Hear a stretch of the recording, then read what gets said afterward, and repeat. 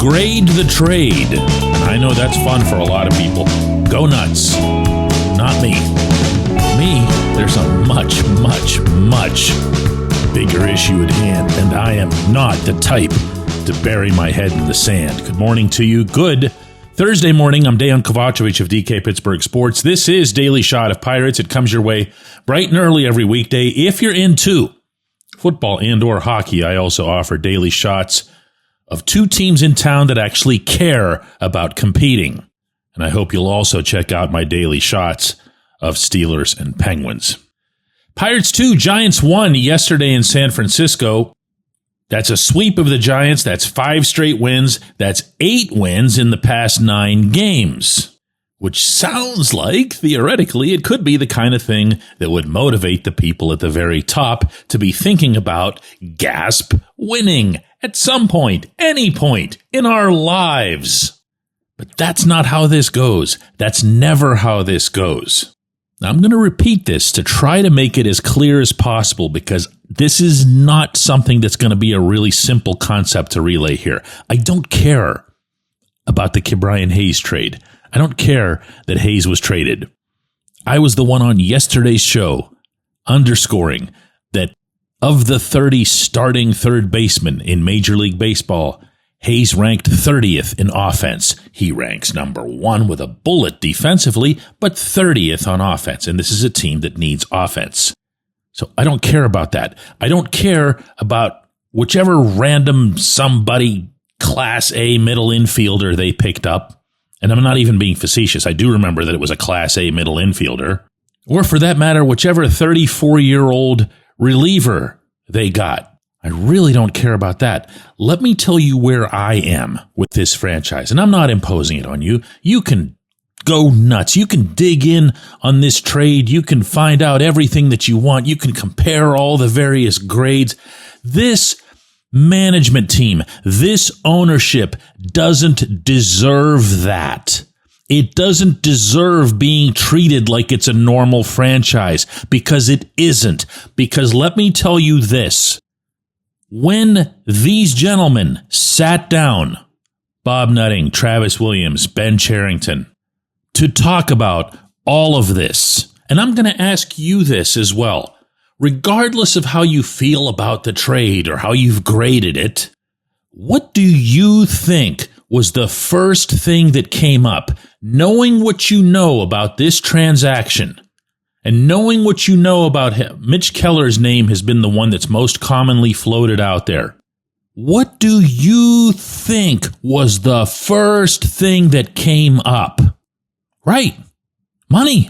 It's always money. They can talk until they're purple in the face to the contrary, but every time it comes to an action, it's about money. It happens again and again and again and again and again.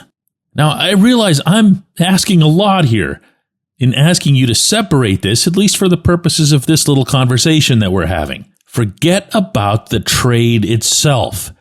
Think about the mindset. Think about who these people are, what their respective histories, the fact that the Reds were the other party, you know, the Reds, a team inside your division, and how that wouldn't even have been a thing because these are thoroughly non-competitive people. And it's just about the money. For those who are unfamiliar with Hayes' contract, he signed an 8-year, $70 million extension in 2022. All 3 of these gentlemen were presiding at the time.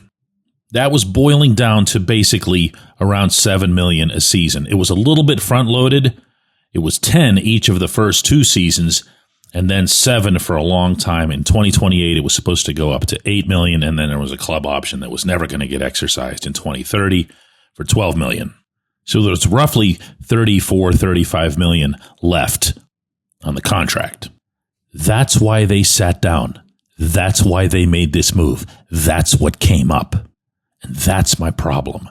Because on one hand, they'll tell you, the way Cherington's been trying to do on 3 consecutive weekends now, that this is all about 2026. Every move that we're making is about making sure that we've got the best chance to win in 2026. If you're the biggest proponent of this trade, I'm going to keep repeating, I don't care, the biggest proponent who's the happiest jumping up and down about this trade, you can't say with a straight face that this has anything to do with 2026, because it doesn't. Unless, of course, you can convince yourself that the money that they had committed to Key is just going to be moved to some other player. And, there's not a whole lot of precedent for that sort of thing. You can think it, you can hope it, you can bet against the streak, but you just go right ahead through the entirety of the Nutting tenure and tell me where it was exactly that they saved X amount of dollars over the previous season that it resulted in more dollars being spent the following season. I'll just sit here and wait. Oh, you're done? Okay. It doesn't exist. It doesn't happen. But in the moment, you convinced yourself that it was okay to get excited about this because you think that money is going to go to some third baseman who can hit. Well, two major problems with that. One, it won't. Two, this general manager couldn't find that hitter at that position if you spotted him the Mike and the Schmidt. Why? Because he can't find hitters at any position. But what he can do is sit in that room where those three guys brought up money. Now, refresh my memory again. Who are the other two players who've been talked about a lot as it relates to this trade deadline? Oh, right, Mitch. Mitch is owed $16.9 million next season, $18.4 million the following season, $20.4 million the season after that. These same three gentlemen signed Mitch to that extension, the 5-year, $77 million one. And the other player, David Bednar, who just in a wild coincidence happens to be entering his third arbitration season in 2026 and is going to get a big raise over his current pay of $5.9 million. Amazing how it worked out that it just happened to be the guys making the money. Or about to make even more money. One more time here, because I'm convinced I'm not going to make myself clear enough on this count. This isn't about Hayes being traded. This isn't about who they got or what they got in the Hayes trade. It's about their mindset. Wake up, Pittsburgh. This is what they're about. For however long this GM keeps this job, you can be very sure that one reason he does is that when the owner says, whack the payroll, he says, yes, sir. When we come back, J1Q. If you're looking for a great dining experience, look no further than North Shore Tavern. Located directly across Federal Street from PNC Park, next door to Mike's Beer Bar, North Shore Tavern is Pittsburgh's home for steak on a stone. Enjoy your steak finished on a hot lava stone in front of you, where you ensure each piece is cooked to exactly your liking. Or try their rotating selection of entrees, hot sandwiches, salads, and burgers, all while enjoying the ambiance dedicated to the great players and history of the Pittsburgh Pirates all around you. Come see why everyone's talking about North Shore Tavern and steak on a stone. It's Gun Storage Check Week. Help prevent unwanted access to your firearms. No one wants their unsecured gun to be used in an accident, a suicide, or a crime. Use lockboxes, safes, and locks to secure your firearms. Learn more at gunstoragechek.org. That's gunstoragechek.org. Brought to you by NSSF, the Firearm Industry Trade Association.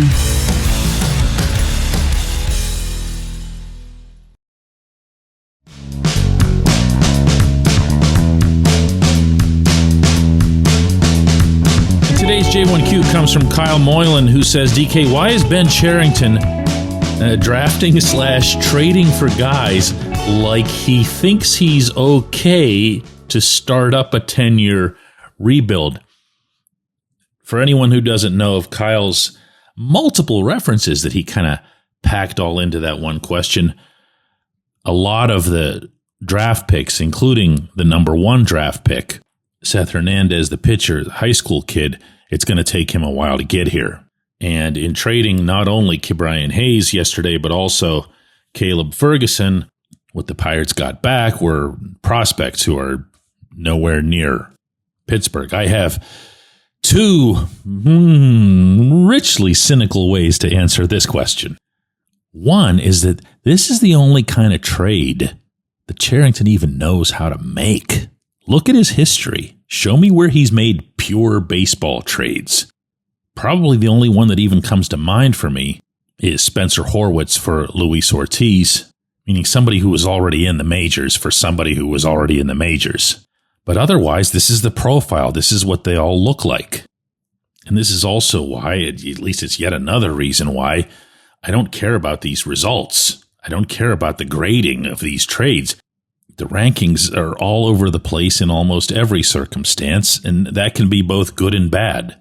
It can be good in the sense that a Connor Griffin can go flying 70, 80 spots up the list in the span of a handful of months, but that also should tell you that the rankings from a few months ago weren't all that awesome. But to the broader thing that, whether you intended to or not, gets raised by your question here, none of this should be happening right now. This is nuts.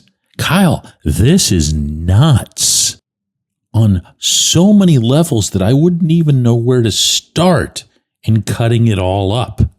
It's nuts for this GM to be talking about any year that isn't this one. You know why? Because it's nuts that he's here to be talking about this one after his performance, after these tangible and very real and measurable results in wins and losses, in drafting, in developing, in Latin America, in other international capacities, in instruction, in trades, in free agency, with the exception of a very small pool of pitchers, the best of which anyone could have drafted, and with the exception of one richly promising hitter who's still in Class A, this has been an F- across the board. And yet he's permitted to go talk in public about 2026. And yet he's permitted to continue trading away major league players for low-level minor leaguers. We're not even going to get into Ferguson today, but it's a pretty nice pitcher who's coming at minimum wage. What would be the crime in bringing him back for another year? You know, it's just, but it doesn't even come up. It doesn't even come up because he doesn't think like that. They, in general, don't think like that and can't think like that. And that's why it's an enema that's needed. It's an enema. It's from top to bottom. And yes, of course, that includes and begins with the owner. Insanity, I swear, all of this. I appreciate the question, Kyle. I appreciate everybody who listens to Daily Shot of Pirates. We will be back with another one tomorrow.